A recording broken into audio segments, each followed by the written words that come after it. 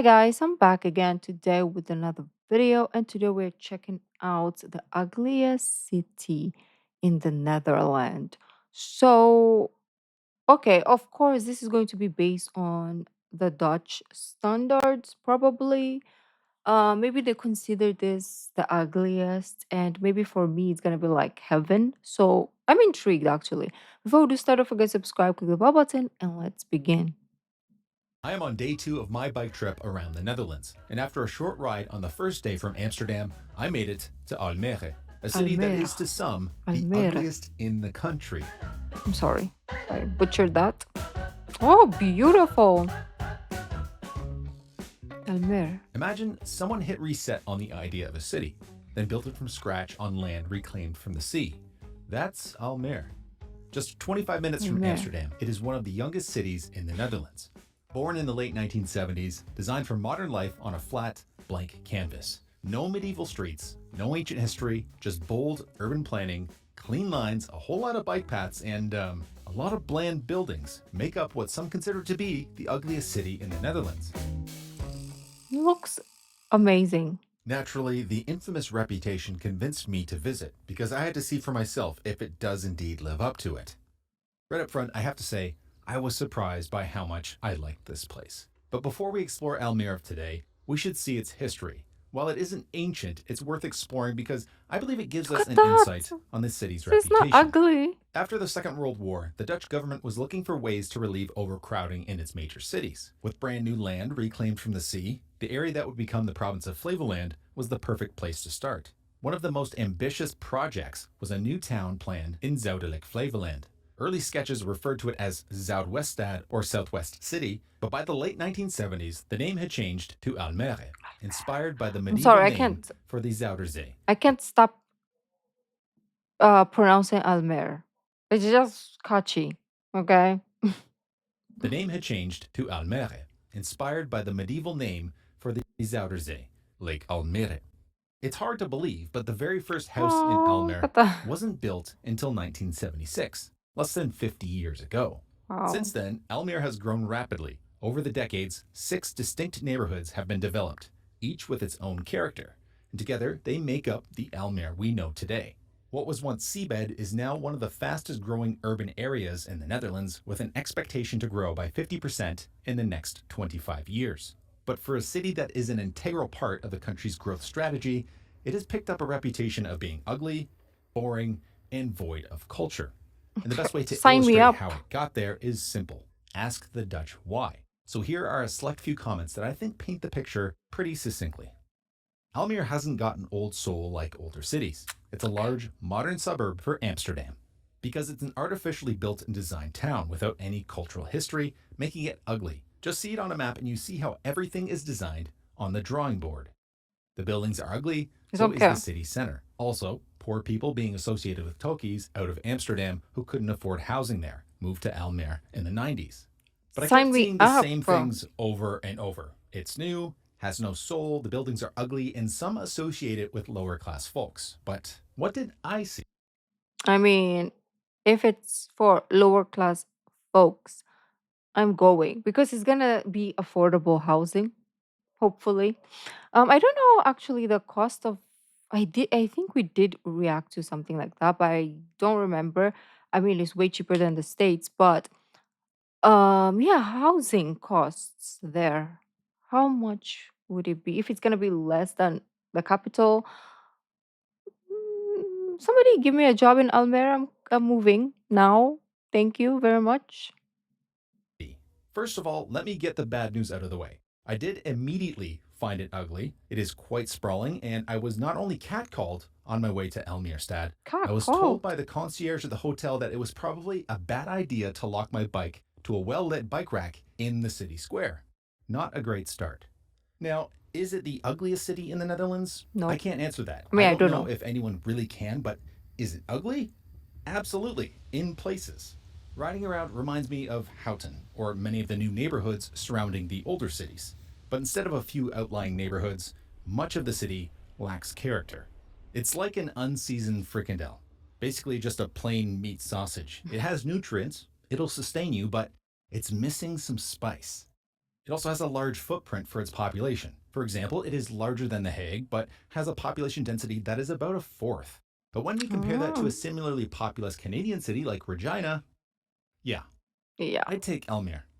And not just for a simple stat, because holy crap, bus bonds, train stations, walkable city centers with amenities close by, bike paths galore, beautiful parks, and it's even friendly to drivers. I have to say, I was genuinely surprised by this city. What I said about Rotterdam in the past also applies to Almere. Transplant this city to North America, and yet again, you have a top urbanist city with no competition, even in the same lane. It makes me think of Forgetting Sarah Marshall when Jonah Hill comes up and asks Russell Brand how his vegetable medley is, and he says, "It's mundane." And Jonah Hill responds with, "It is mundane. It's great. I know." That's how I feel. But before I get ahead of myself, let's talk about a couple of those points. The first one, bus bonds or bus streets. These are an integral part of Almere's transit system, and they are brilliant. It's simply bus rapid transit lanes without lanes for anything else. The crossings give the bus signal priority, and since they only come around every few minutes, it's really not a problem for cross traffic, which is, of course, often only for walking and wheeling. And I say this because everything is so well disentangled. It means car friendly, not car centric. You can Mm. easily take your car to other parts of the city, but within neighborhoods, it's discouraged like you'd expect from the best Dutch cities. I might even say Almere is people centric, but it really just feels like a well balanced city. And while we're here, let me pose a question to the Dutchies watching. Where is the car centric hellhole? I've seen plenty of comments like this, and spoiler alert, I have found nothing that came close to that description along my entire trip. So if you know, please tell me. I loved the parks I visited. Oh, The that's sounds, the beautiful. beautiful trees, and the waterside rest stops make for great places to go for a stroll or hang out. And even this, a bike path lined with cherry blossom trees. Obviously not in bloom Oh, here, but an example of adding some unique character to neighborhoods. Like the cool houses nearby, it's not just filled with bricked boxes. Though I was surprised not to find that's anything that harkened back to the older crazy. styles, like what you see in Houghton. But there is a real freshness to it, and you really notice it, especially along some of the bike paths, like this one I'm on here. Brand spanking new, brand new. It's so smooth. It's really nice. This is the Spoorbaan pad, dedicated cycling expressway running straight through the heart of the city. It's just one example of the exceptional infrastructure that forms a well connected network, thoughtfully designed from the ground up. So I've been riding around Almere for, I don't know, maybe. Unfortunately, the wind ruined this audio, and I did get distracted by this guy on a Bachfiets hitting this I apex like know, Max right? Verstappen. She's like, But what I was going to say is that Almere is just a town with a name I don't know how to pronounce, but has everything you need and is a fantastic example of a livable city. Don't just take it from me. This comment from a local sums it up pretty good. I used to live in old towns in the Netherlands, The Hague, Rotterdam, Utrecht. I had a good time. Then you fell in love, got kids, hated the idea of raising children where there's no space. We searched the countryside in the Randstad, all old houses, too expensive and high in energy consumption. Being disillusioned, we went for a coffee at our friends in Almere. Then my wife said, "What a nice architecture." I was surprised, because I didn't even think of Flevoland. One day we received a newsletter with some nice houses and we decided to buy it. That was 8 years oh, ago. I was totally surprised about Almere. Everything's clean and well organized and great nature too. Our neighborhood is totally new with hundreds of kids the same age as my kid. My wife has a lot of social activities and, well, they're both very happy, and when they're what's that? happy, The rainbow. I'm happy too. It's a place for people to settle down, raise a family, and even grow old. While it still carries a bad reputation to many, I think it's kind of like Nickelback. And hear me out. It's something people love to hate, but you know if they went to the concert, they'd be having a good time with the rest of the crowd. The city's reputation's on the up, and I am a fan. And while I still wanted to explore more of the city, my final destination for the day, Utrecht, was asking me to get a move on. What is It's a wrong with my city I internet? visited I'm appalled. What? last year, but still has some neat things I've yet to see. A direct route should be about 45 kilometers, but that's certainly never the case for me because there's always a good detour along the way. But before leaving Almere, I tried again for a freaking Elberja without success. What So I is went on with an this? empty stomach to retrace my Freaking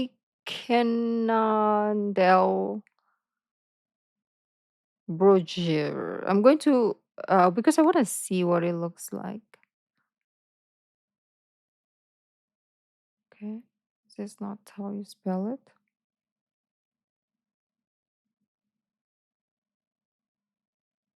Oh, that looks good. Oh,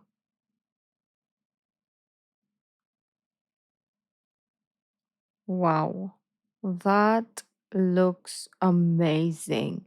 This is we have something similar at the gas station, and whenever I end up in one, for some reason I buy it because it's the only decent thing in that gas station.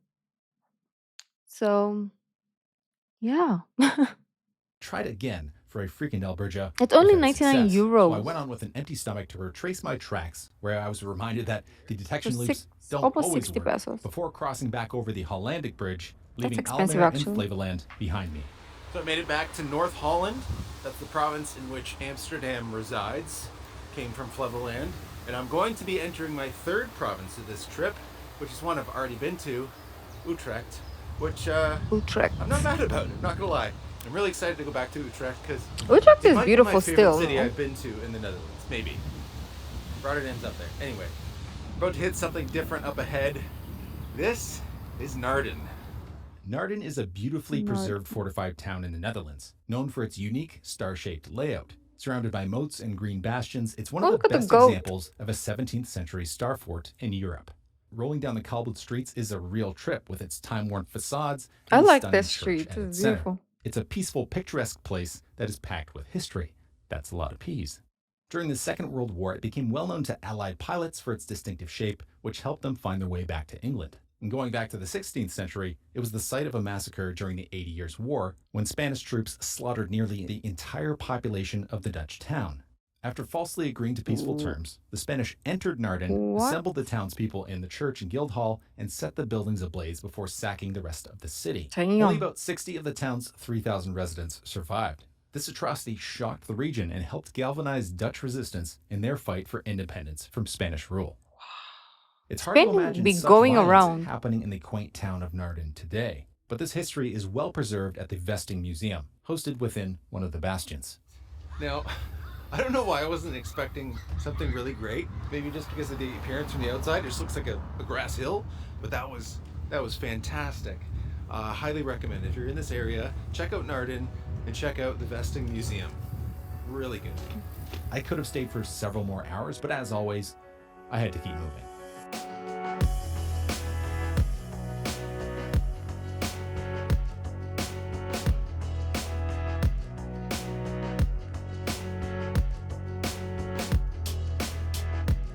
So I'm passing through the town of Hilversum, not because it's a quaint town on the way to Utrecht, but because of this tunnel. This is the Alexia tunnel in Hilversum, and it's pretty cool because it's not just one tunnel, it's two tunnels stacked on top of each other. Now this one obviously is for bikes and pedestrians, but below me is a tunnel for cars.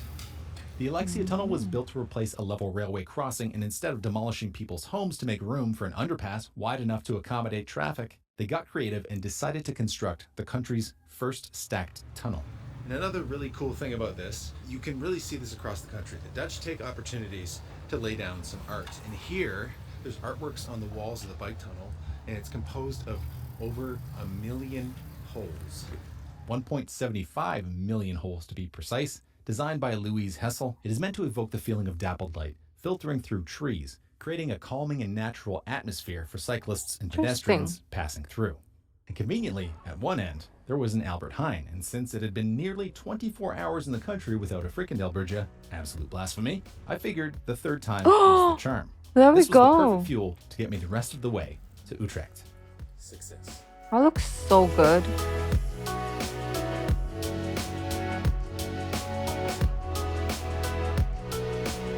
Okay, one problem I see if I'm biking is if I was in the Netherlands is I'll just be stopping randomly because in my head I'm already accustomed to like the Philippine way wherein you always have to stop for the cars. So in that clip that we saw, I will have hesitations because um Like here in my DNA, it will, and I don't see any lights, right? And I know, like, okay, this is a bike priority crossing or whatever, and symbols or signs on the road for like pedestrians and blah blah blah. But in my head, even though I know that, and that car is, I see that truck coming, I'm going to stop. I'm going to be at the other, like behind this bike right now. I'm going to be behind that bike and I will stop for this truck to move because it's already doctrinated in my brain that cars have priority. So that is, I think, a big mistake that I will be doing constantly before I get used to it. If I was there, I would just be like, okay, okay, fine. So interesting how he just like zoomed, and I'm like, wait,